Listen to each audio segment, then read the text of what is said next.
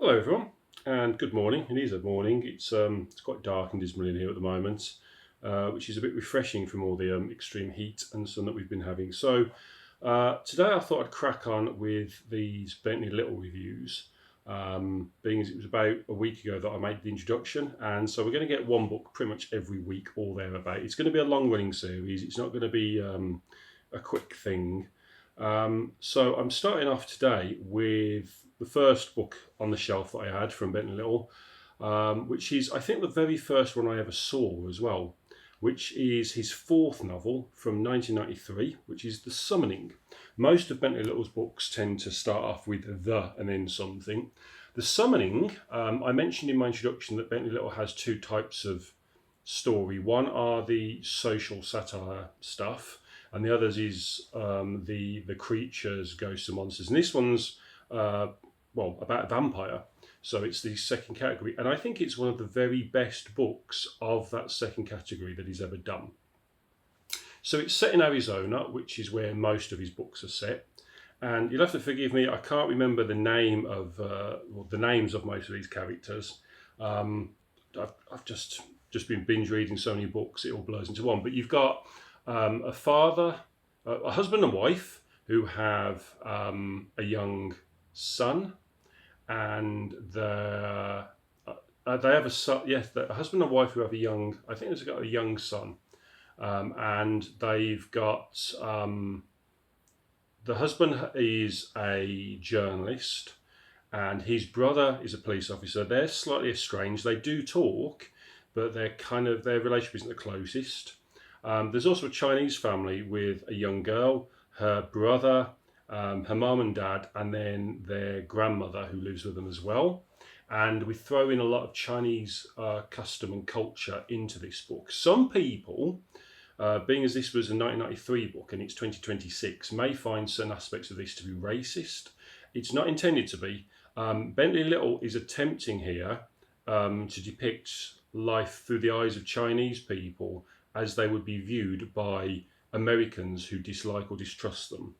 And he actually has real life experience of this, being as that he consulted Chinese people for the modelling of the family unit here. His girlfriend at the time, who later became his wife, is Chinese, and he's never been shy to showcase the persecution that other cultures face in his books. It's one thing that he does quite well, and it's not intended to be racist. It's intended to be quite a realistic depiction of how things are. So that's where I'm coming from with that. And the Chinese aspect is really important in this book because the vampire in question, although we associate vampires to be Eastern European things, this vampire has its roots in Chinese custom, or at least the history of it does. Because the Chinese vampires are even older than the European ones, and it's talking about how the Chinese vampires here have a predated legacy that means that they're not something that will submit to the usual tropes of crucifixes, garlic, and sunlight necessarily. They're slightly different. And the vampire in question here, although only appearing in very small sections of the book, Bentley Little keeps it into the shadows predominantly, but its influence is felt. And when it does appear, it is a genuinely horrific vampire, a genuinely menacing force. There's also this priest who has a big role in the story. He's been told to build a new church, but it's very obvious right from the start. It's not a spoiler thing that the vampire, literally, the vampire is seen as almost like a Jesus figure by this priest, and he's been compelled to build this church for this vampire, slightly to become A, blasphemous, and B, it's where his crypt's going to be under there, and he's going to be, what better hiding place for a vampire than under a church, with a congregation that you can feed on. And this, the way this vampire kills people and its control of people is really impressive. It's a good vampire. The story goes to some really interesting places as well. There's a lot of changes that happen to people's relationships, both with the corruption of the vampire and with just their lives in general. The Chinese family are always really interesting. As usual, it's the tropes of the grandmothers, the wise one who knows everything. But I actually really found the way in which their dynamic works with the other characters that I've mentioned is quite interesting. And being as this is an early Bentley Little book, what's really refreshing about this is I've been binge reading a lot of Dean Koontz books recently, and one of my biggest bugbears of Dean Koontz books, and I like Dean Koontz by the way, biggest bugbears of Dean Koontz books is that the main heroes are almost always safe.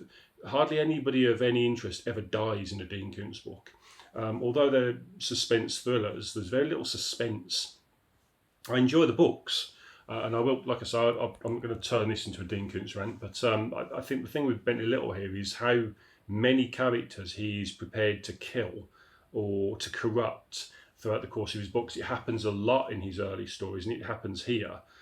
So nobody's safe, and that's something I really like. And the dynamic about who the main heroes and heiresses are in this book changes constantly, which is something else I really, really enjoyed.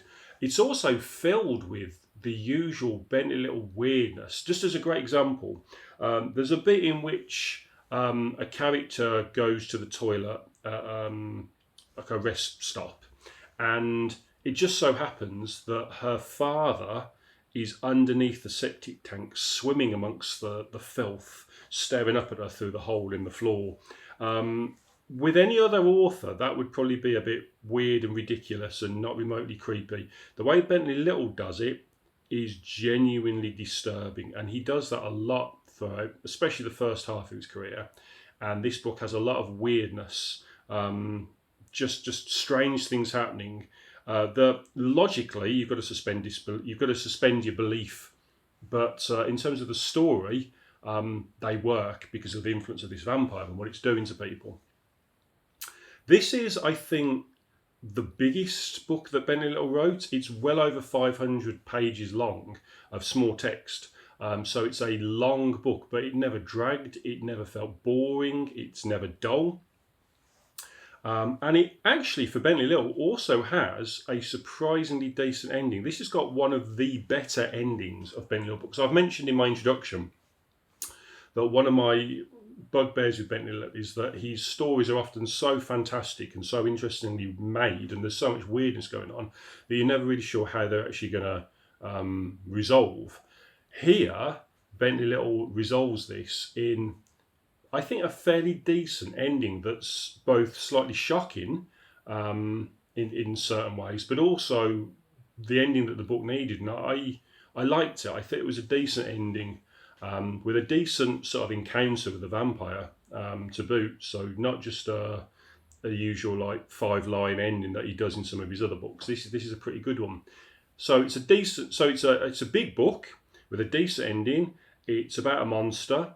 It's got quite a lot of characters that all have quite different personalities. And again, for Bentley Little, they're all fairly well written. Yes, the main characters do have a lot of the traits that Bentley Little himself has, but it's quite culturally diverse, and it's fascinating how different people behave. There's some moments of chill and menace here.